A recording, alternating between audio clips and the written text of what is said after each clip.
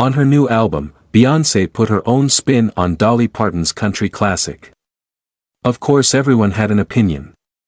Fans rejoiced on Friday when Beyoncé finally dropped the long-awaited follow-up to her 2022 album Renaissance, the 78-minute genre-defying behemoth that is Cowboy Carter. Cowboy Carter was more or less promoted as a country album, given the aesthetics and visual markers of the rollout as well as the country genre of the first two singles. But it ultimately transcended categorization, as the singer herself promised with a declaration that Cowboy Carter ain't a country album, but Beyoncé album. Nevertheless, the album clearly has definite country elements, including interludes voiced by some of the genre's greatest artists, like Willie Nelson and Linda Martell, as well as plenty of samples of country classics. Then, of course, there's Jolene, Beyoncé's reimagining of the Dolly Parton hit, which the singer changes from a vulnerable plea to a threatening warning. The pop star's take on the beloved tune has ignited a debate across the internet, with both proponents and detractors of the changes voicing their opinions in think pieces, album reviews, and posts on social media. So why are everyone's knickers in a bunch? Below, a full examination of the fallout to Beyoncé's Jolene. What's the big deal about this version of Jolene? You said Beyoncé changed it. She has indeed. This piece from People magazine has a detailed comparison. But it might be best to pull up the lyrics side by side to see all of the changes.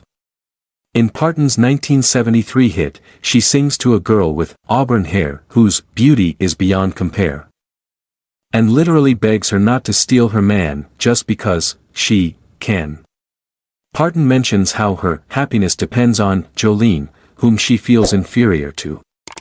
Beyoncé's version of the tune takes no prisoners. She warns Jolene, "Don't come for my man," and cautions her, "Don't take the chance because you think you can."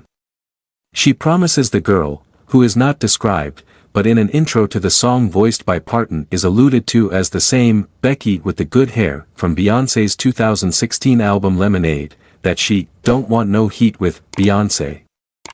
Because she may be Queen Bey, but she's still a Creole Banjee bitch from Louisiana who would hate to have to act a fool.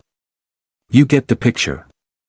In yet another bold departure from the original rendition, Beyoncé's cover of Jolene introduces a significant addition, a compelling bridge featuring a male voice proclaiming, "I'ma stand by her, she gon' stand by me, Jolene." This inclusion not only adds a fresh dimension to the song but also underscores Beyoncé's ability to infuse her own creative flair into classic tracks. Unsurprisingly, the reception to this reinterpretation has been divided. While some professional critics have been less than enthusiastic, labeling it as one of the lower-hanging tribute covers, others have found merit in its playful charm. The Washington Post, for instance, offered a critical assessment, echoing sentiments shared by those who were not won over by Beyoncé's rendition. However, amidst the mixed reviews, there are those who acknowledge the track's cheeky and humorous appeal, even if they feel it may not contribute significantly to the overall album. Rolling Stone, for instance, described it as cheeky and humorous, while Stereogum found it cute, but criticized the decision to cover a song that has been tackled numerous times before. Despite the dissenting opinions, Beyoncé's bold choice to tackle such a well-known song demonstrates her fearlessness as an artist, willing to take risks and make her mark on beloved classics. In the end, while some may view Beyoncé's cover of Jolene as a miss, others see it as a testament to her artistic vision and willingness to push boundaries.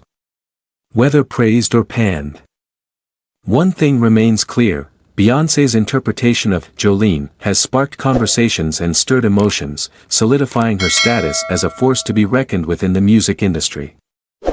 The backlash against Beyoncé's rendition of Jolene extends beyond professional critics, resonating deeply within social media circles and sparking heated debates among fans and observers alike.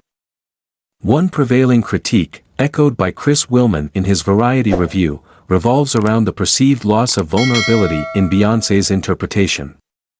Willman suggests that by stripping away the song's vulnerability, Beyoncé's version loses some of its emotional depth and resonance. This sentiment is further echoed by Slate critic Carl Wilson, who questions the rationale behind reimagining Jolene if it means sacrificing the unique and powerful element of the original song, the narrator's raw vulnerability and plea for mercy from her romantic rival. Wilson argues that Beyoncé's post-Lemonade persona, characterized by strength and empowerment, may not align with the essence of Jolene, ultimately reducing it to a generic ode to marital bliss. Social media platforms have become battlegrounds for passionate discussions surrounding Beyoncé's cover, with users expressing a range of opinions. Some mourn the loss of the original track's sense of pain and subtle homoerotic undertones, viewing Beyoncé's rendition as a departure from the emotional complexity of the original. Others question the motives behind Beyoncé's decision to cover the song, speculating whether it serves as a veiled commentary on her own relationship with Jay-Z. In a twist of irony, rapper Azealia Banks injects a dose of humor and controversy into the discourse by taking to Instagram stories to critique Beyoncé's choice of material. Banks' blunt commentary, urging Beyoncé to find new content, underscores the polarizing nature of the cover and the fervent reactions it has elicited from fans and critics alike. Amidst the cacophony of opinions and critiques, one thing remains clear: Beyoncé's reinterpretation of Jolene has sparked a dialogue about the nature of vulnerability, empowerment, and artistic interpretation. Whether viewed as a misstep or a bold artistic statement, Beyoncé's cover has succeeded in igniting passionate discussions and challenging perceptions, cementing her status as a boundary-pushing icon in the music industry.